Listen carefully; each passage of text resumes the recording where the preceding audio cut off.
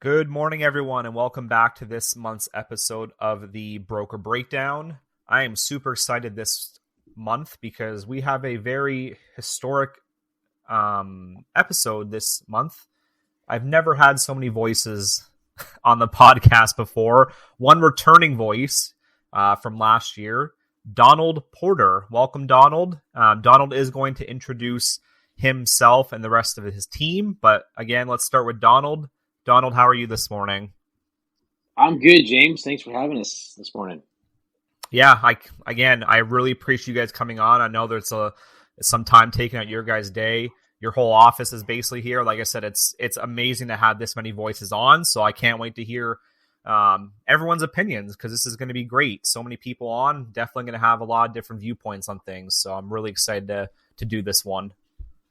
Oh, yeah, absolutely. And honestly, we're pretty excited to be here as well. It's such an honor and privilege to be part of the Broker Breakdown and just be a voice for your listeners. I appreciate it. Do you want to kind of give the listeners a little bit of an update on who you are, where you come from, and then we can kind of go through your whole team as well? Sure. Yeah. So I am Donald Porter.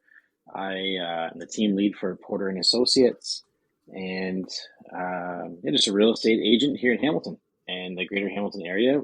We are an elite team. All the agents that are on the team are carefully selected and brought on board. We don't actually believe in hiring anyone, but we instead select talented individuals. And the three agents that are with me on this team there's no exception to the word elite. They are fantastic at what they do. They each bring a massive level of knowledge and wisdom as well as success to their roles on this team. And honestly, it's humbling every day to work alongside these just magnificent individuals and professionals. That is great. Yeah, I guess. Yeah. I guess I'll just pass it on down the line. My wife, Julia, it actually helps with the team as well, and I'll just let her jump in about herself. Yeah, hey, I'm Julia Porter. I am, as Donald mentioned, his wife. So I feel like I've always been a part of real estate since Donald first came on, started real estate, because it is such a family-oriented business. I mean, my kids have been with us to pick up lock boxes all over the city, so they know the drill. But yeah, I think 2 years ago, I really came on board as the operations manager, just to be more involved in the business and run kind of the back end, support the team with whatever they need as far as paperwork, sending marketing material, anything that needs to happen. Yeah, that's my role. Awesome. But yeah, we have a lot of incredible agents on the team, and I think Josh has been the one that's been with us the longest. So I'm going to pass it over to Josh to kind of talk about his role. Well, hello there. I joined the team almost 2 years ago now, and I first started off as specializing only in leases, just to kind of get my feet wet in the industry, I guess you could say. And Donald created the leasing department with the team, and I started, running that division. I've now kind of transitioned, I guess you could say, into first-time home buyers, and a lot more so people my age, because I'm turning 26 actually in a week now. So trying to help people that are in similar situations to me, get into their first home and understand the market a little better, because obviously we all know it can be very intimidating. It definitely can. I'm one of those people right now where I'm like, oh, I want to get into the market, but it's like, oh, it's so doom and gloom right now. So yeah, exactly. It's nice to have that trusted person that can definitely kind of guide your way through it. Because again, any friends and family that I have that's kind of my age too, they're like, where do I even start? And it's, again, you need to have that trusted person that you can go to that is knowledgeable to make sure that you are obviously making a good financial decision, not only short term, but long term. Yeah, absolutely. Right. And, a lot of people, you hit the nail on the head. Where do I start? How do I even begin to imagine saving enough to get into the home, right? So us being able to kind of hold their hand through that whole journey is definitely pretty rewarding. So, but yeah, that's me. I guess I can pass the buck over to Victoria. Hey everyone. Thank you, James, for having us. Yes, my name is Victoria Fiore. I am the newest member to the team. I've been in real estate just over 7 years now, and loving it, hating it. It's just kind of an interesting vibe, the roller coaster up and down market. So, just working on navigating it. Initially coming in, I was helping a lot of first time home buyers, a lot of divorcees, change of life, shifting you know, their realm from what they were originally used to, just either renting and getting them motivated and comfortable, and understanding that it's more important to pay down their own mortgage rather than somebody else's. And, being an equal mediator to help some of my clients with the transition of, separation or death or whatever it is that happens in life. Currently, I'm actively working with a lot of downsizers at the moment. There has been a shift. I don't know, baby boomers maybe trying to get out of their big houses. Their kids have moved out, moved on, moving into retirement communities and such. So I'm definitely working on that, but loving the journey and loving the team. Yeah, that's going to be one of the questions I'm going to have shortly here once we kind of get to everything. But yeah, kind of how the journey's been especially the last year, because I know from even just from talking to people, it's definitely, it's a very different environment right now for realtors. So that will be a question we can get to in a second. Amazing. Chantal, how's it going? Hey, hi everybody. Hi James, thanks for having us on. My name is Chantal Nightingale, and I have been in real estate now for 12 years. I joined the Donald Porter team last summer, I guess, and I love the team. This is a vibrant team full of a lot of experienced people, and Donald kind of brings a lot of good marketing to the team, which was something that I was not doing so much in my independent career. So that's been good. I specialize pretty much in residential. I do love working with first-time home buyers, just because they're so much fun. It is the start of their journey, and that is exciting. Also helping them kind of think outside of the box, as I am a little bit older than Josh, so we come at things from a very different perspective. I can kind of work different angles and different viewpoints. Than a younger person, maybe looking at, having parents maybe pull equity out of their home in order to help you, maybe getting like-minded people that are the same age as you who want to also buy a house where you buy together. So there's lots of different ways that we can kind of navigate the market the way that it is, because it has been very difficult for first-time home buyers to get into this market. However, the good thing about the market today is that first-time home buyers are actually getting a bit more of an opportunity. I mean, the interest rates might be high, but the prices have come down, and you don't actually have to make a decision to buy a house in 2.3 seconds. You can actually take your time and navigate the market and check things out and put a condition in, and it's actually not bad. That's all things that even from my personal journey trying to buy a home in the next year or so, that's all things that have come up in conversations. So again, I know for myself, I can really kind of feel for those things, because again, any people in my social circle as well, those are all things that are being brought up. Again, I need someone that I can trust. Like, where do I start? Like, do I want to be here long term? Do I want to be here short term? I want to find exactly what I want to find, right? Which again, some people can be a little bit picky, I'm not going to lie. And sometimes their expectations can be super high. And you know what? Sometimes you have to kind of bring them back to reality. But again, having those people that you can trust that can go, you know what, like this is what they really need. And it's not just a transaction. It's actually like you care about these people and you want to do what's best for them, not just put another number on your stat sheet and say, hey, I sold another home this month. Exactly. But to kind of start things off, I'm going to keep this question very, very short, and you guys can kind of tell me what you guys think about it. 2023. How was 2023 for everyone? I'll go first. I thought it was great, actually. It was a unique time in the market. There's something that's not really talked about a lot, and I think it should be more of a conversation in the public eye, and that's market compression. So with market compression, what we've seen is the higher price point houses, from inflation obviously being brought down. If you almost think like an accordion being squeezed together, your compacted numbers. So every $50,000 is a uniquely different house.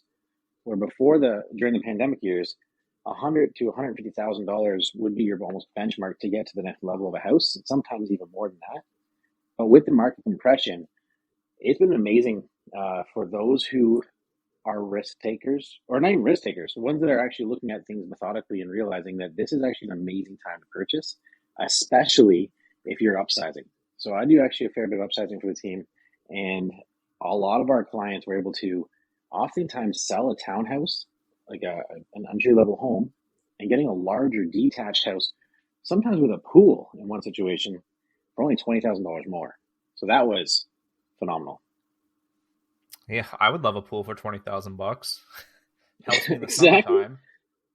And going from townhouse to detached, right? So it's understanding the market and even looking at things on a different level, because 2023 saw a lot of statistical movement in the stock market. If you apply the same principles through the house price index with the real estate market, realizing it is a market as well, there's always an advantage. There's always opportunity in any market. You just need to know what that opportunity is. But yeah, go ahead.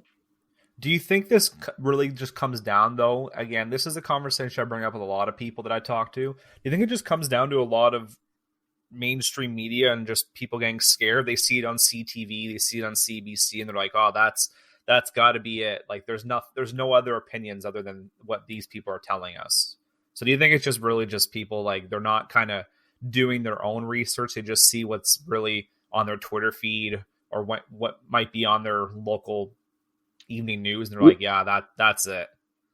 Yeah, so there's definitely, as a lot of people would say, propaganda in the world.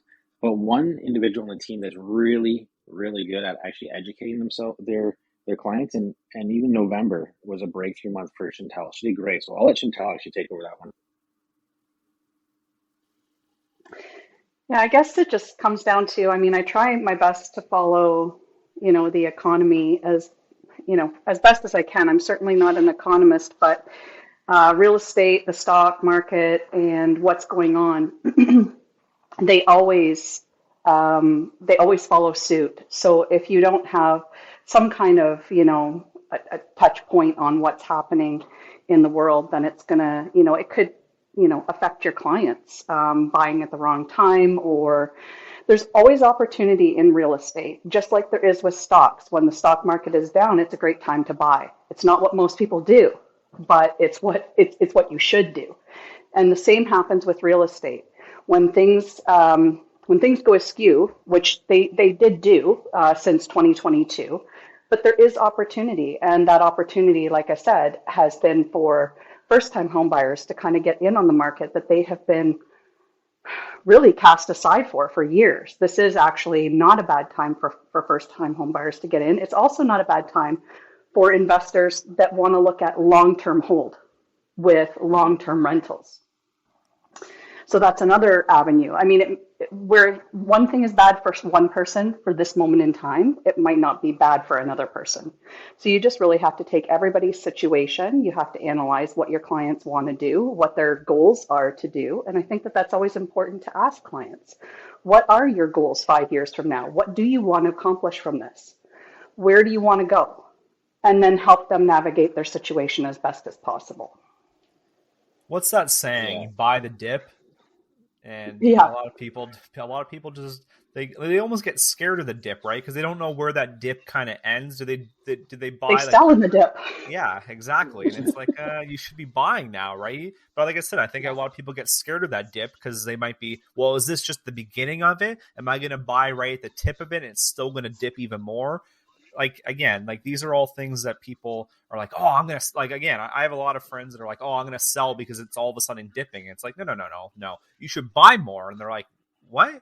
I'm like, buy more because it's going down. It's gonna rebound. Like, one that I always talk about, again, I'm not in financial advisor whatsoever, but Apple dips, and I'm like, Apple is always going to increase back up. It's never going to take a massive cut and then never rebound from it. So buy the dip, everyone. Yeah, actually, one of the Exactly. the top quotes for when you're going into investing, especially when you're in multifamily investing, is to be scared when everyone's confident and be confident when everyone's scared to make a move. I like that. So, I think also, the point about the dip too is, people are still waiting to see what's going to happen. But what we've been seeing in the market, right now actually is, this is historically a colder time, but there's some markets that are starting to heat up, and who knows what happens 3 months from now, right? But it does seem like we could be potentially getting to the bottom sooner than we thought. I saw a house the other day in Halton Hills that sold for $799, which was its asking price, and it was on the market for less than a week, and it had multiple offers on it. In 2022, I think it did sell for over $1 million, so it did take a significant hit. But now all of a sudden, we're seeing that action come right back into it. And how much longer are these houses going to stay at the bottom that we're looking at? I think the one thing that a yeah, lot of people say too in the media is that, oh, every real estate agent's going to tell you right now it's always going to be a hot market. Every insurance agent's always going to tell you, oh, it's a hot time to change your insurance company because the rates are going to go up, blah blah blah blah blah. Like, again, like, do you guys really buy into that? Like, again, you guys obviously are the professionals. People are not going to go to you if you're not giving them honest truth. But it's just funny because the media just turns it into saying, oh, they always say it's a hot market right now. And even like I'm not a big TikTok guy, but like I'm on it sometimes just to obviously see what people are doing and be like, oh, you know what, that's actually kind of some cool marketing. But there's always like these meme videos that people put out and they're like, oh, I'm a real estate agent, it's always a hot market. So it's kind of like they're playing off the joke that the media always has on it. But I kind of want to take your guys' honest opinion on that. yeah. Actually, so right now, I was saying it's actually a really good time with market compression to help upsizers. So if you're upsizing, so if that's the case, then by default, downsizing is a bad market, right? So if it's easier for you to upsize because the top end of the market's come down, then the top end of the market downsizing would be a bad market. So you can have both a good market and a bad market within the same time. But when you look at the micro level of it and segment the market differently, you can actually have a bad market with downsizers and a good market with upsizers. But going to that hot market, Victoria, like this month, just had it. I'll let you take it over, Victoria, but you helped navigate a client through bidding wars and were successful. Yeah. Yeah. Lower price homes for sure. Um, you know, Initially my clients were looking at detached houses, but they had a quite specific budget that we had to stick within. But a lot of the detached houses had a lot of work that needed to be done. So we found, we were actively looking and we found an adorable townhouse that was newly renovated. And so we went in and we negotiated a tad. Even though it was in competition, we were still able to, have a conditional offer on the table, which is nice. And, first time home buyers for them, I'm really excited for them. Yeah, again, I think that's what everyone needs, right? People need that person in their corner that actually is going to fight for them. And like I said at the beginning, it's not just putting another stat on your stat sheet, right? Like, you want to actually help these people. You could have easily been like, oh, I'm just going to keep pushing what I want to push, right? But you actually listen to people and go, hey, you know what? Like, this is exactly what they want. We're going to continue looking for this. I wanted to Absolutely. Sorry, I want to jump in on that, James, too, because that's one of the things that we really, really love about each one of these outstanding agents on the team is that they actually are passionate about helping their clients. So that may mean having a conversation that says, this is not a good time for you. Let's strategize how we can list this 6 months from now, or come up with a plan that's going to make sure that your assets, everything you have, you are protected. And that's really what we're about. There is a ton of stuff on social media. Like you said, everyone is saying now is a good time to buy. Of course, everyone's going to say now is a good time to buy because this is their business. They need to have revenue coming in. But the bottom line is do they actually know what they're talking about, or do they chat GPT content and came up with something that is just on there? So that's one of the things that we really try to promote. We're honest with our clients, and that might mean telling them to wait instead of going ahead. Yeah.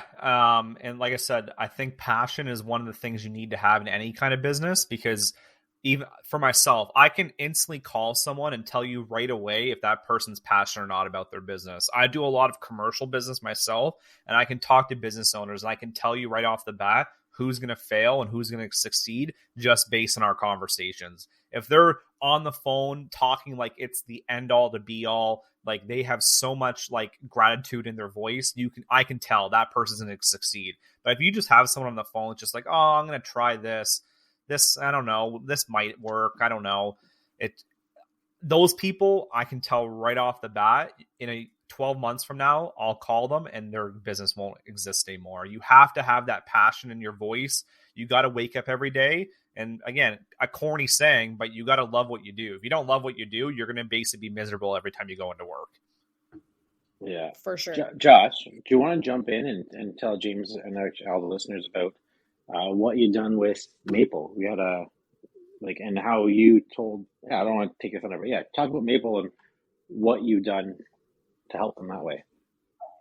Yeah, so we had actually a luxury listing in Port Dover that was put up for sale just at the start of the summertime, and obviously with the market where it was at, it wasn't really the best time, especially kind of where they were looking and hoping to get.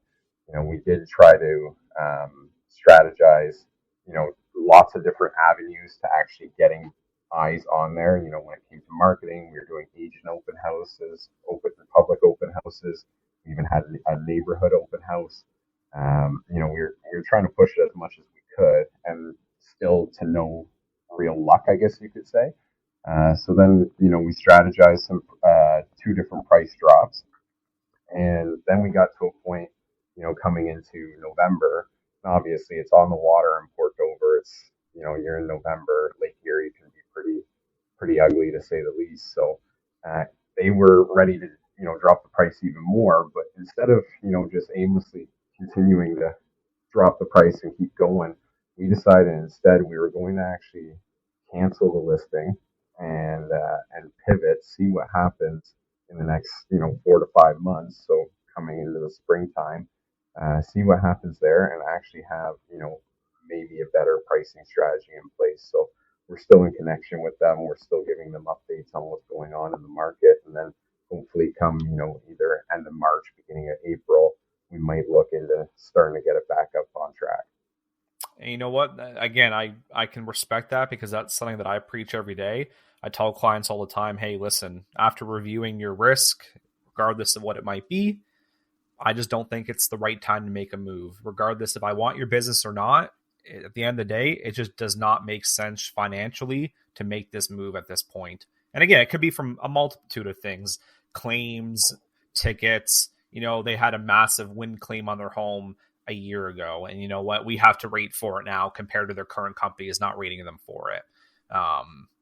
Tickets on their car, right? Again, if their company is not pulling their reports every single year, you're not going to get rated for those tickets. Unfortunately, I pull my reports, I see your tickets, I have to rate for them. So again, I think there's a lot of pride that goes into that just says, you know what, this just isn't the right time to be doing this. And again, you're gonna lose business, but at the end of the day, like, again, you're just being flat out honest with someone and saying, you know what, we have to pivot, and you know what, we might have to wait another 6 months, we might have to wait 12 months, we might have to wait till your insurance renews in November again to even do anything, right? But it's just giving people the honest truth of what to actually do at certain times.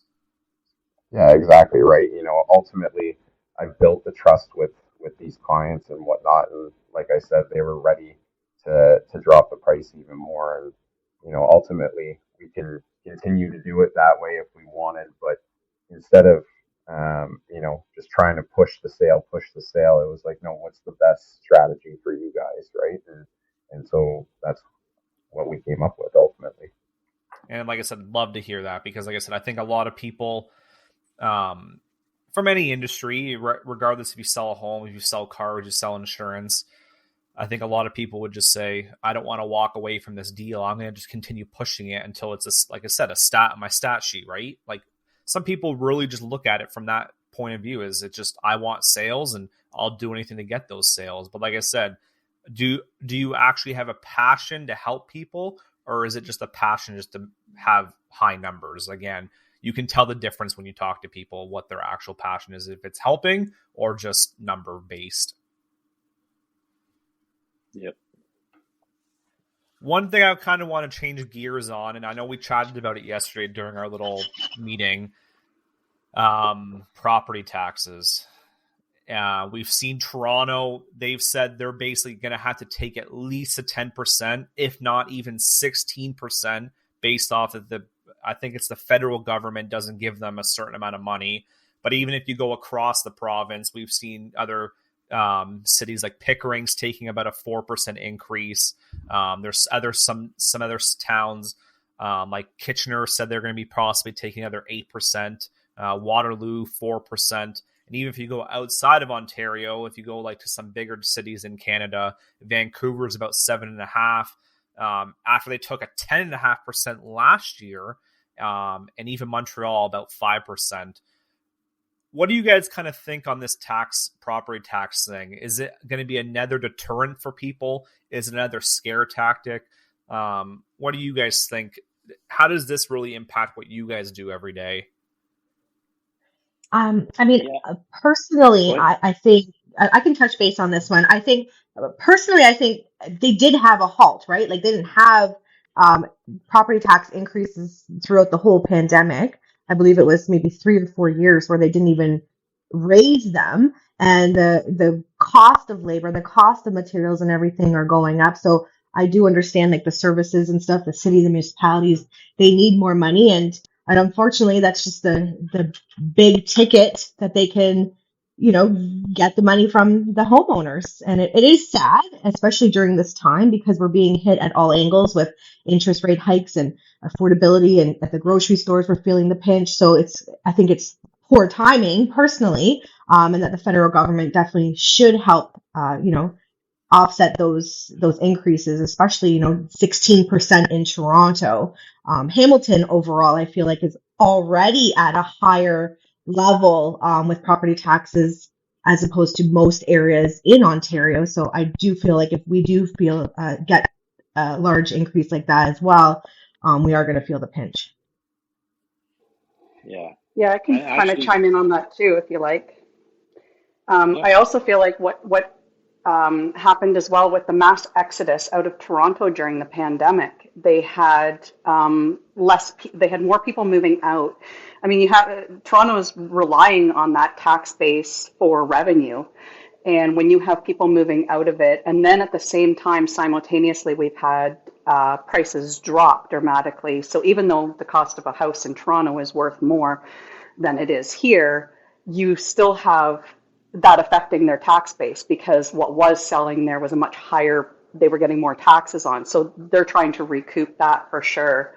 And I know in Hamilton, for example, like our taxes are 60% more than Burlington, right next door. Which, sometimes people are interested in Waterdown. I might get a little bit of hate for this, but Waterdown is a nice area and I like it, but unless you're really interested in it because of family, I kind of push people to Burlington versus Waterdown based on the tax structure, because Waterdown is part of Hamilton's tax structure and Burlington is 60% cheaper. The price points in Burlington are slightly higher than Waterdown, but not 60% more. which is interesting to think, because even just from literally zero knowledge on that, I would have always thought that Burlington would have had a higher tax bracket because their roads are better, their services are better. Like, it just seems like everything's better. Like, you don't want to, you're not going in Burlington and finding a Burlington Street style road in Burlington, that's for sure. So it's just that's actually a very interesting point you bring up, because again, like when I'm in Burlington, I never go on roads that are just absolutely chewed apart. Everything seems to be pretty put together, but then, like I said, I cannot believe that we have such a higher tax rate than what Burlington would, just like I said, across the bridge. Exactly. Yeah, Well, it's. Oh, sorry, Donald. Go ahead. oh no, it's okay. Let you finish your thought. I gotta want to pull in a different direction. Go ahead. Oh, so as far as the taxes go, and we were saying how it's actually going to affect our field, is condo fees and taxes are actually levied, like measured against you when you're going for your qualification for your mortgage. So if property taxes increase, that will diminish your borrowing power because it will come against your debt service ratios. So that's often, if someone's actually at the brink of what they can spend, the first thing that we usually ask by the mortgage specialist is how much are taxes, because that's going to make or break the situation. So I think if taxes are increased, then much like the way we saw interest rates diminish someone's affordability, that's also going to take a hit there too. So then the higher end of the market, especially luxury properties, are going to see they're going to see the brunt of it. That's some great information. Again, something I never knew. I never knew they took that into consideration. I never knew they could basically go, hey, if your condo fees are $500 a month, I did not know that goes towards your borrowing costs or your borrowing power, is what you said. Yeah, so basically every after the first $100, depending on the interest rates, but a good rule of thumb is after the first $100 of your condo fee, let's say, depending on what it includes. If it includes heat, that changes things. But every $100 will take about, I want to say, 30,000 off your qualification. Don't quote me on that. I'm not a mortgage specialist, but you can actually see the higher the, if you go to $500 and say for a condo unit, you'll actually see their qualification go from, let's say, $600,000 down to below 500, depending on what it included with that condo. Again, every situation is very unique and different, but it does levy against their affordability. Great to know, because that is something that people obviously should be aware of. And again, I never thought about that ever. Not once have I ever thought that if I had to pay condo fees, would that hurt my borrowing power? Yep. But kind of switching gears again, another massive thing that I've heard a lot from my investor clients is rental properties. And rental properties just really becoming a nightmare in the last year, maybe 2 years. People just don't want to deal with tenants. Again, rental costs are going up. You see that even in Hamilton, what's the average rental cost now? Over $2,000 a month from what I saw last. Does anyone have that stat? Josh? It kind of depends on the rental. I don't know what the whole would be, but you're paying around 2,000 for a one bedroom, maybe even a basement, if that's the case. If you want like an actual home or even an upper unit, you're more towards the mid 2000s to even up towards 3,000. And even from the insurance side of things, we've also seen on our end is that to insure these properties, they've become a nightmare, especially when you start getting to these student rentals and Airbnbs and short-term rentals. Are you guys seeing the same thing from your guys' kind of investor clients, where people are kind of going, you know what, this is not the time for me to be buying more investment properties, or I'm going to kind of get out of the short-term Airbnb student rental kind of side, and I'll kind of just push it into a full family home at that point? Julia, you actually did a bunch of research on this stuff recently, because we have we used to have a Airbnb short-term rental. Yeah, so effective December the 1st of this year, or sorry, 2003, we're already in 2004, but they did enforce the bylaw where you are not allowed to have a short-term rental unless you have it in your primary residence. So we did have an Airbnb for a while. It's actually a really cool experience to run that. We met a lot of really cool people. So unless you are renting out your basement, that would be included as an entire dwelling. If you were renting out a room, then you would be submitting that as a partial dwelling. But it needs to be your primary residence to be running that. And then what people have done, and again, another great topic to talk about, is what we call garden suites. Again, I know even just in my area, they put like 2 new garden suites just like in my little block where I live. And again, a lot of people have been going to that because, again, it's kind of bending the rules of what they say really a rental property is. So again, I would ask the question, are you guys seeing this come up more? And like, really, what direction do you see this going in? Because again, even from the insurance side, insurance companies really haven't come up to the times of how do we insure these properly? I don't think mortgages and mortgage brokers really know how to deal with these kind of things. Municipalities don't know how they're really going to be taxing these things moving forward. So I think it's really just a new thing. But like, what do you guys see the future of that? Like, do you think it's a fad? Do you think it will go away after a few years? Or do you think it's something here to stay to try to help the housing market kind of crisis we have going on right now? This is actually a really good topic Chantel's very compassionate about, so I would do it injustice by answering that without Chantel jumping in first. Well, I believe that's because I believe that every single person has the right to have a roof over their head. You know, I'm in real estate, and often realtors get mistaken for being just salespeople and having no compassion. But I am very compassionate about the fact that I think everybody deserves, you know, clean running water, a basic education, and a roof over their head. And these garden suites, tiny homes, they go by a few names, like they have the ability to fix a lot of things for a lot of people. However, it's exactly what you said, James. Like our insurance industry, our financial industry, and government really have not embraced this as some kind of a solution. So right now, the way it stands, you have to have oodles of money because you have to basically be able to, nobody's lending for it. So you have to be able to front the money for the whole thing. And they're cheaper, they're affordable, but they would be a much more affordable solution if people could mortgage it. You know, if you could buy a tiny home at 1,500 square feet for you and your family,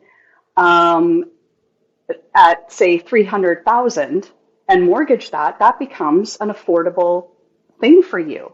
And these things are not, as people would think, they're not like a little tiny trailer. When you get into them, they're designed efficiently. They're designed with more, you know, with enough space that this could provide first-time homebuyers with an opportunity to get into the market. And then the next generation of first-time homebuyers, they take up a lot less space. But we just don't have the lending institutions. And I think the government's pushing the lending institutions really is what it has to come down to push this forward. I think the need is there. I think the want is there.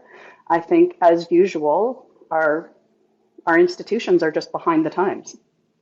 One thing I really liked what you said that I've been harping on for many years is space. And it's so funny that people in I would say North America, because I find it's a North American issue, is that we want to live in these luxurious 10,000 square foot mansions, and that's all we build. You go look at any subdivision that gets built nowadays, it's minimum 3,000 square feet per home. You go into Europe, it's like maybe 1,000. So it's quite funny that our solution to trying to help this housing crisis that we have is to build bigger homes when it shouldn't be, because you could take that lot that they're building a 3,000 square foot home on, cut it in half and build 2 homes at 1,500 square feet. But people are like, I don't want to live in a 1,500 square foot home because that's too small for me. But it's like a lot of our issues would be solved if we just made homes smaller. Like we don't need these massive homes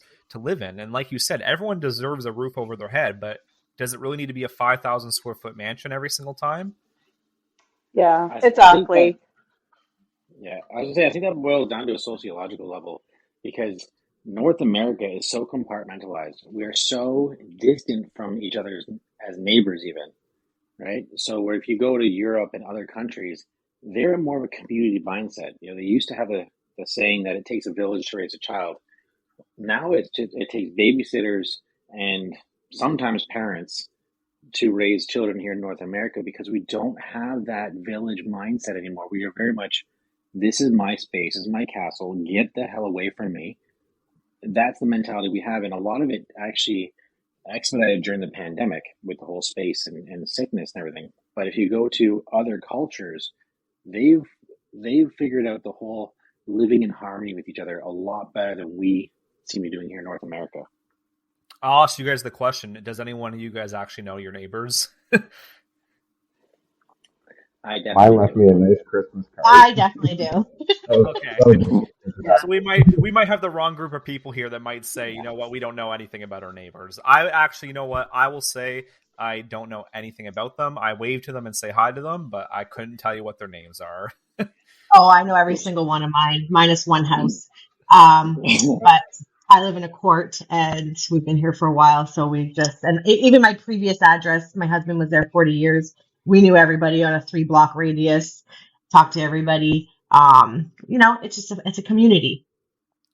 We look out for I each Yeah. other. do see where James is coming from though, because I mean, growing up, I was in a court as well. Everyone was outside playing road hockey. My dad was the guy that would take his snowplow and do everybody's driveway, and we had cookouts, all that fun stuff. Then we moved to the new development in Avalon, and yeah, we never met our neighbors, never knew their names, nothing like that. So it's definitely been a shift for sure. I see that. I find that in the cities, my girlfriend lives in Guelph, so I find in Guelph, or just outside of Guelph, because they're in Puslinch technically, I find in the cities you don't have that neighborly love for people. Like I said, personally, like I don't know mine. I wave to them, I say hi. That's about as far as I'll go with them. But out in the country, like them, you'll plow their driveway for them. You'll like have them over for like get-togethers and parties and stuff. In the city, that is very rare that you'll see that kind of like cohesion realistically. Maybe it's just the country lifestyle that people are just maybe nicer out there. I have no idea, but it's just it's funny that again, you guys might know your neighbors, but like I said, I might just be ignorant to the fact that I just say, "Hey, how are you doing?" and I go about my day. So, but I go out to the country and I'm the complete opposite. I know them. I know them more at my girlfriend's house than I do at my own house. That There's could be, actually a James, really cool because in the country you need to rely on people, right? There's more things that can go wrong, right? You're not on the grid, you're not on the system so much. Like it's a big deal if you run out of sugar and you live half an hour from the closest store. Here, we're in the city, you're 10 minutes away from the closest store. You run out of sugar, you're not likely going to go to your neighbor and say, "Could I have sugar?" You're just going to go to the store. Yep, So very that true. might have something to do with it. Yep, very true. I think it was University of California that ran a study, and actually it was very interesting.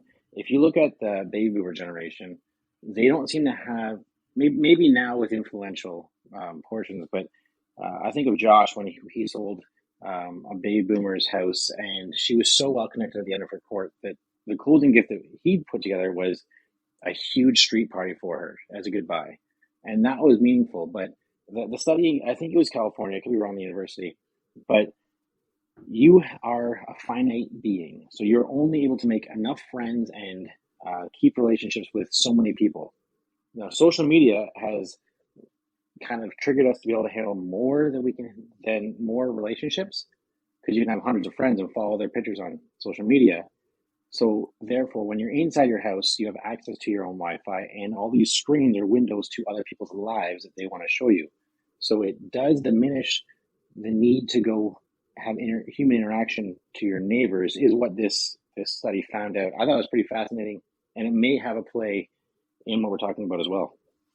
And you know what? I'll be the first one to come out and say it. I'm so guilty of that. I've worked from home basically since the pandemic started. I've even from our current office, I've maybe been 10 times. I really don't interact with people from a day-to-day basis. But again, I have no problem going out and interacting, and I can turn that switch on instantly. But I know a lot of people that during the pandemic really that switch was permanently turned off. They went home, they didn't interact with people every single day, and then now having for them even to go to the store, it's like, oh, well, I have some like sort of anxiety to do that because the last 3-4 years 5 years of my life, I don't have to deal with anyone in person. We do Zoom calls, Skype calls, whatever it might be. But now it's like, well, I need to go out to like a networking event, or I have to go to a conference. It's like some people really don't feel comfortable doing that kind of stuff anymore. Yeah, absolutely. There's a lot of anxiety even when we have, like again, we have nothing but talent on this team, and when they have to go to a home evaluation and they're completely almost like a blind date, I'm honestly super thankful. Like Chantel is probably the nicest, sweetest person that can ever show up at your door. Victoria has never met a stranger, and Josh is within 2 minutes. You feel like you've known him for 20 years. So like that, the thing that we have all these strengths on this team, and they are breaking those barriers on a regular basis and breaking down that anxiety to then overcome the anxiety of that social pressure, as well as selling the houses to like safely guide our clients through. Because when you have an anxious person, they act irrational, and that's the last thing we want in a sale or purchase situation, because we want them to be thinking clearly, moving forward clearly, and enjoying the process. And that is honestly, individually, they all bring this to the table. And one of the key pivotal points for us, setting the invite for them in the first place to join us. Kind of wrapping things up here, I'm going to start with Josh first because I know he has somewhere to be. I like to end things off every episode with kind of a little takeaway and what you guys kind of see moving in the next maybe 12 months. So, Josh, I'll start with you. What's your one big takeaway you want people to kind of take away from this episode? And what do you maybe throw a prediction out for what do you see happening in the next 12 months? Yeah. So I mean, I think a big takeaway is one that we consistently talked about is find someone you can trust, and that's actually going to make the process enjoyable. There's a lot of news and Twitter and all that stuff out there that's saying it's doom and gloom, and the younger generation will never be able to afford a home. But I've got friends that I know that were able to actually get in there, and they're homeowners now. It is possible. You just unfortunately it is a little more challenging, but that's where I say find the right person that you can trust that's going to actually guide you through the process and protect your interests. Right? There's going to be people in any industry that are in it for the wrong reasons, and you just got to make sure you kind of sift those ones out and find the right person that's going to have your best interests at heart. Prediction wise, it's funny, right? Because if you asked me 2 months ago to give a prediction, I would be saying a completely different thing than what I'm seeing now. So who knows how accurate it will be, but I do think as of right now, 2024 will be a much hotter market than what we saw in 2023. Like I said in January here, we are seeing people get a little more active than what we're used to, and we're not even, breathing down on the spring market yet. So, and then also you look at U.S. Fed talked about potential rate cuts, and we know Canada does, usually follow suit with the states. So it'll be interesting to see what happens. I'm not sitting here saying, we're gonna go ahead and start cutting left and right, but are we done potentially with the rate hikes? I don't know, right? And if that's the case, then you might see those buyers that were waiting on the sidelines start coming out of the woodwork. Yeah, and I think kind of piggybacking off that quickly, I think the next or the next rate announcement, I believe, is the 24th of January. Yep. Don't quote. I believe that's the date. So we'll 24th kind or of see. 25th. Yeah. Yeah, we'll kind of see at that point what really happens moving forward. But again, I love that, and like I said, I think that's we'll just really have to wait and see realistically, right? We'll have to see what kind of moving. I personally don't think it's going to do anything. I think they're going to just kind of stay steady, like status quo until spring. And then I think spring you'll start really seeing not ground shifting decreases, but I think you'll start seeing they'll start chipping away at it a little bit. I think I'm with you on that one. You know, I don't see, like I said, obviously us starting to, cut them dramatically or anything like that. But I think, end of this month, we'll probably be sitting, in a similar position. But we, ultimately we can give predictions, but if anyone tells you that they know what's going to happen, they're lying to you, right? It's ultimately, we can look at statistics and look at, the markets and see what's happening.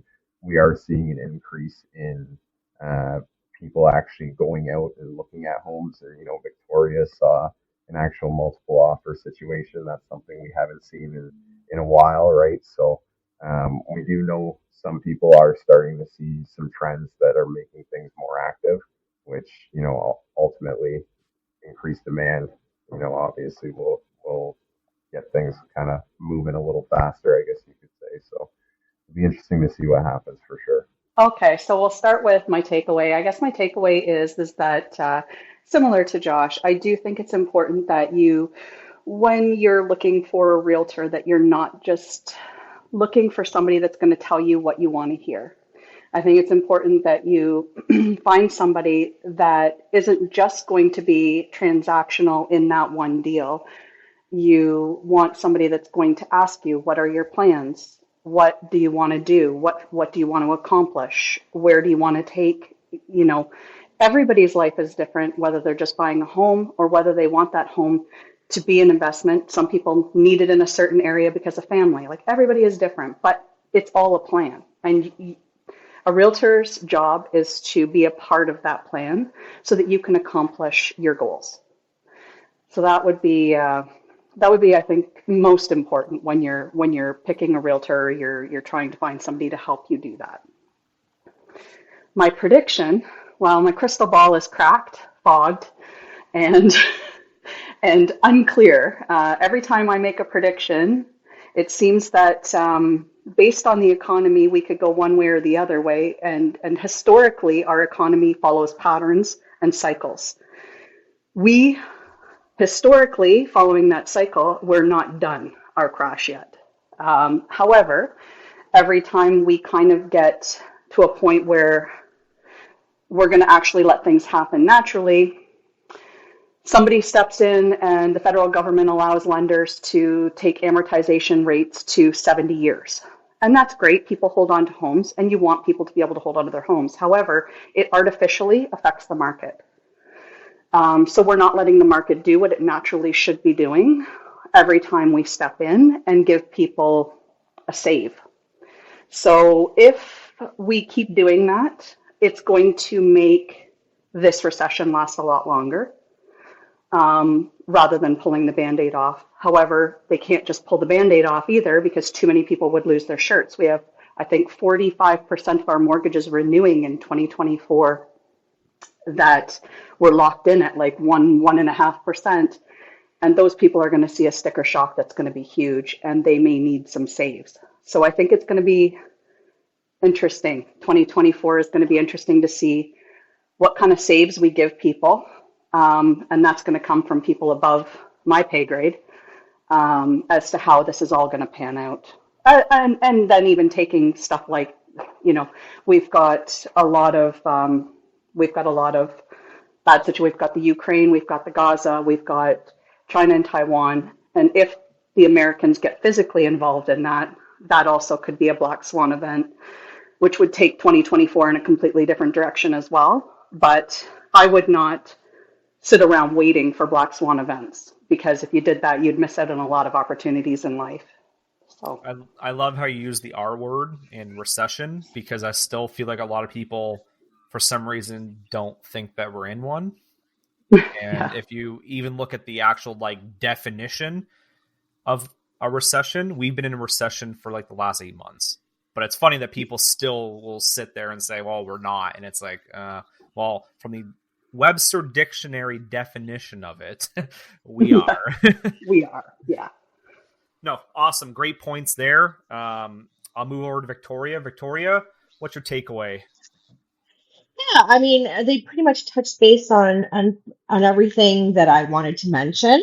Um, it's just I feel like a lot of people have been still for long enough, and people can't stay still much longer. So there's going to be some movement for sure. And I mean, any announcements in the positive direction is just going to build more consumer confidence. And I feel like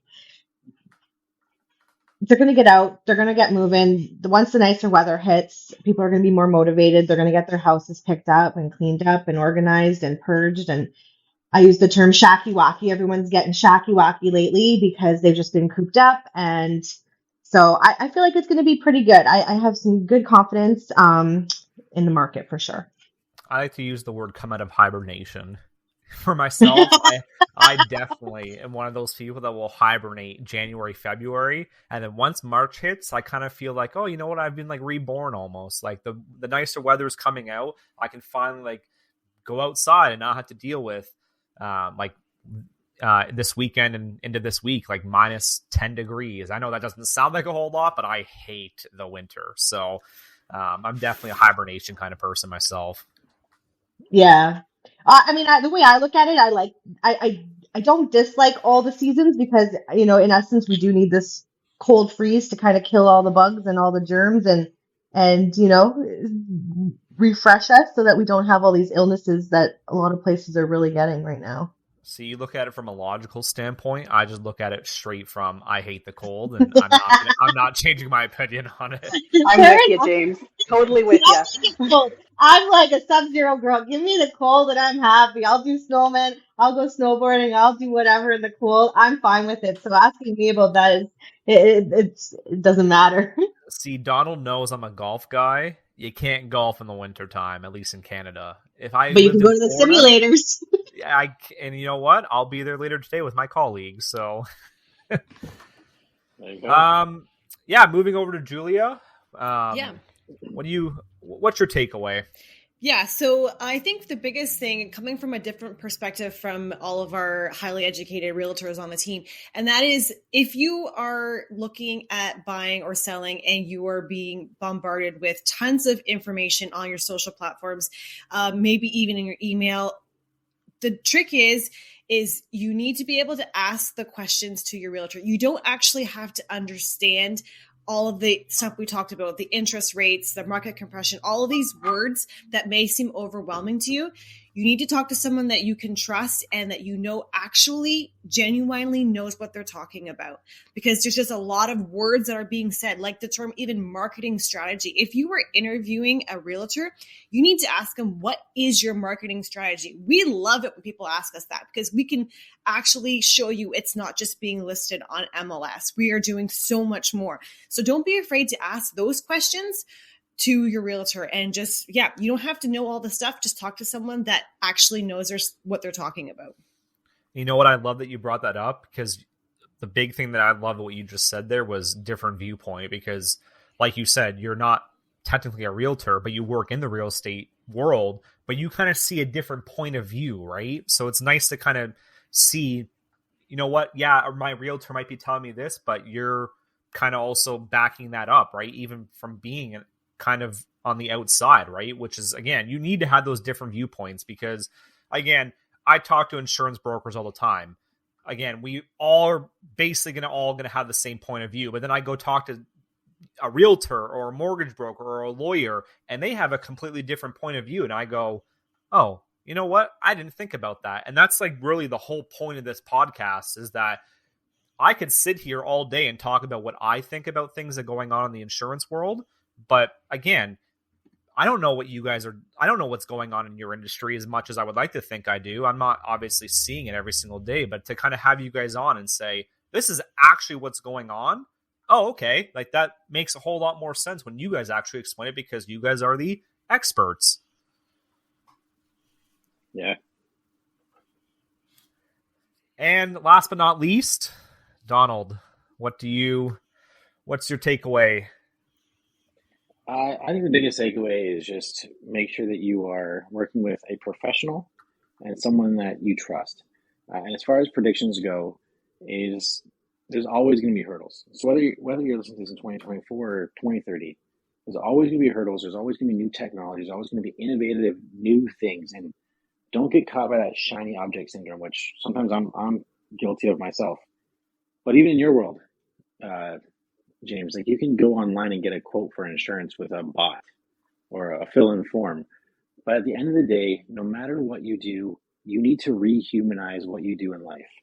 You need to focus on the people because you can create AI as strong as you want, but nothing will replace that phone call, that human interaction with empathy and care and guidance, really. So whether you listen to this now or in the future, if you are planning on making a move and if it involves real estate, before you do anything, rehumanize your thoughts, focus on that personal interaction, and involve someone that actually cares about you and what you do. And also a professional would be great as well.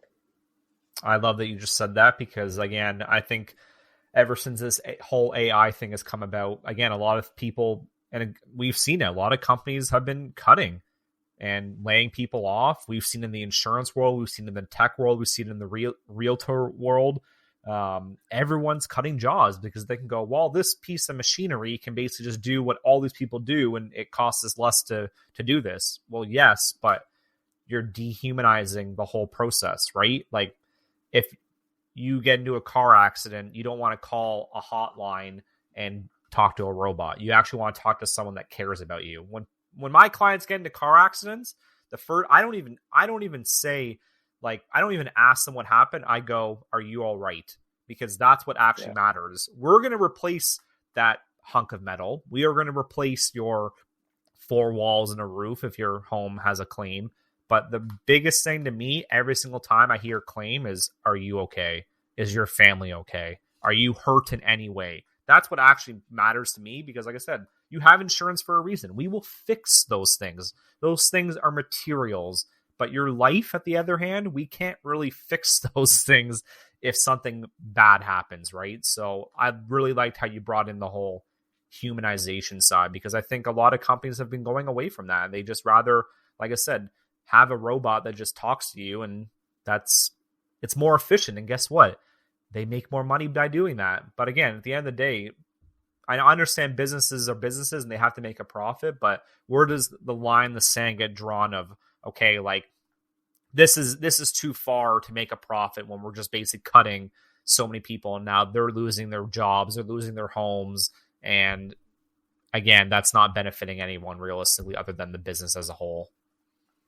Exactly. And don't get me wrong, like anyone on this will tell you that I'm a huge component of technology and we have so much technology, AI, automations in the sale of a home, but it's all being watched, monitored, and powered on the other end by someone who cares about the journey. I mean, again, we're not salesmen. We're guides. We're here to help guide someone through a difficult and emotional process from one side of the river to the other. And I always say the same thing. I don't use guide, but I will use educator. I don't sell clients anything. I educate them. At the end of the day, if you can walk away from our conversation more educated than you were prior to us chatting, that's all that matters in my eyes. And like I said, if I don't get the sale from it, great. Guess what? You're more educated now, and you can go to your next conversation and go, oh, like I was advised this. And they go, whoa, how do you know that? Well, so-and-so told me, right? And like I said, I think that builds a lot from future, right? It might be a no today, but next year, 3 years from now, it could turn into a yes. So I would just say don't ever close those doors because, again, it's always nice to don't burn your bridges realistically. Yep.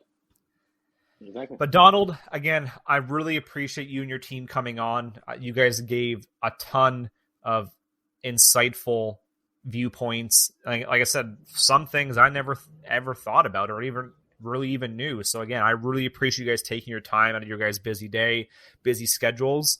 And again, to have so many voices, so many opinions on one episode, again, that's historical for us as the podcast. And again, we can always come back to this episode and say, you know what, this was the first time we ever did this. So I'm glad that it was with someone that, like yourself, like your team, that again brought so many and I'm going to use the word authentic, because authenticity is something that I preach literally every single day, because I cannot stand when people are not authentic. It's something that I will always do in my business. And I'm so glad to talk to people like yourself and your team that, again, are so authentic and actually care about the clients and not just about the process of making sales. Yep, exactly. Thank you for having us. Thanks, James. Happy to make history with you.